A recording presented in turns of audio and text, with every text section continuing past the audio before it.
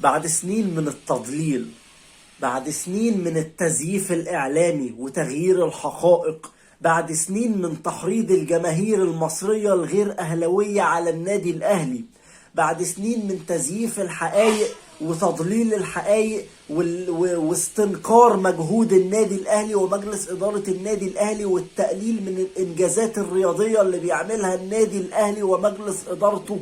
بعد كل السنين دي عدالة السماء بتنصف النادي الأهلي، الجميع يمشي على خطى النادي الأهلي.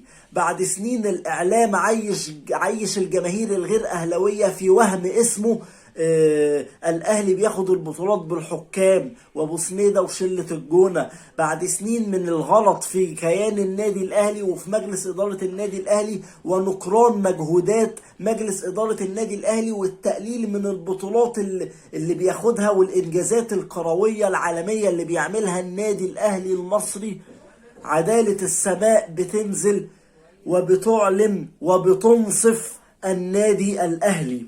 النادي الأهلي يضع الخط أو يرسم الخط والجميع يمشي عليه. بدأها كابتن حسين لبيب بدعوة كابتن محمود الخطيب ومجلس إدارة النادي الأهلي لزيارة نادي الزمالك، وعلى نفس الخطى بيمشي نادي الإسماعيلي، ورسميا دعوة من النادي الإسماعيلي لمجلس إدارة النادي الأهلي لزيارة نادي الإسماعيلي. الجميع يريد التعلم من النادي الأهلي ومجلس إدارته، الجميع يريد أن يمشي على خطى النادي الأهلي، مش بس الأندية المصرية، ده أندية الشرق الأوسط وأفريقيا تريد أن تمشي على خطى النادي الأهلي. هنتكلم عن استبعاد كهربا وعودة وسام أبو علي في مباراة مديامة، وهنتكلم عن الخطأ التحكيمي اللي لولا كان زمان الإسماعيلي فاز على الزمالك. السلام عليكم ورحمة الله وبركاته. بمسي على كل إخواتي الأهلاوية اللي منوريني، بتمنى منكم الدعم دعم الفيديو بلايك وشير وكومنت، وركزوا لي في الفيديو ده قوي قوي قوي المقدمة اللي انا قلتها دي، لان نادي الاسماعيلي رسميا الاسماعيلي يوجه دعوة رسمية لمجلس ادارة النادي الاهلي لزيارة النادي بالاسماعيلية، على أن تكون هناك زيارة أخرى لمجلس إدارة الإسماعيلي إلى النادي الأهلي. إحنا عايزين نلعب في الإسماعيلية وما عندناش أي مشكلة، ونتشرف بزيارة نادي الإسماعيلي.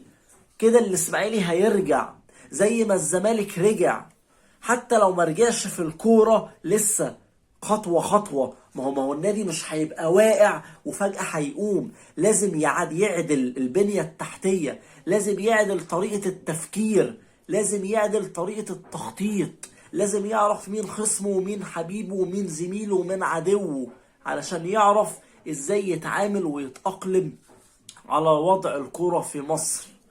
الاسماعيلي بيوجه دعوة رسمية للنادي الاهلي. الاسماعيلي يا اعلام اللي كنت مفهم جماهير الاسماعيلي وجماهير الزمالك ان النادي الاهلي بطولاته بالحكام وان النادي الاهلي بياخد بطولاته بالحظ، دلوقتي الكل عايز والكل بيدعو زيارة النادي الأهلي له، وإن شاء الله يحصل نفس اللي حصل في نادي الزمالك وترجع العلاقات كورة بس، ترجع العلاقات جوه الملعب بس كورة ود وحب، انت تكسب انا اكسب، انت تخسر انا اخسر، مفيش مشكلة، ونحفل على بعض طبيعي وارد في كرة القدم، ولكن بدون ما حد يغلط في حد او حد يقلل من انجازات التاني. حكم مباراة الأهلي والزمالك في نهائي كأس مصر اتحدد، وهو محمد معروف هو اللي هيكون حكم الساحة. غيابات النادي الأهلي عن مباراة ميدياما، وأولهم استبعاد محمود كهربا طبعا علشان حفل زفاف شقيقته، ربنا يوفقهم إن شاء الله ويتمم لهم على خير.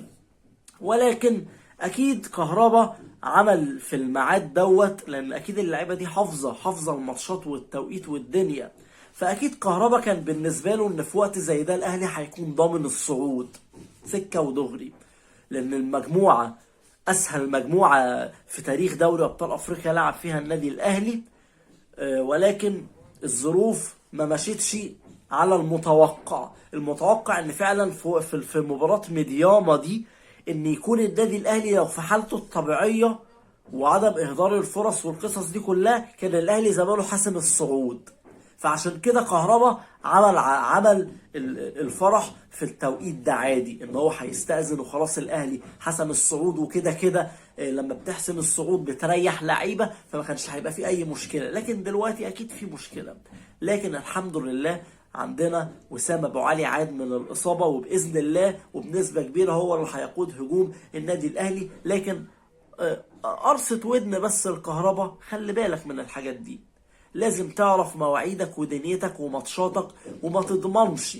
مفيش حاجة اسمها الأهلي هيصعد ضامن، مفيش حاجة اسمها الكلام ده. لازم كل لعيب يبذل قصارى جهده علشان النادي يمشي بنفس السيستم والمزيد من البطولات إن شاء الله.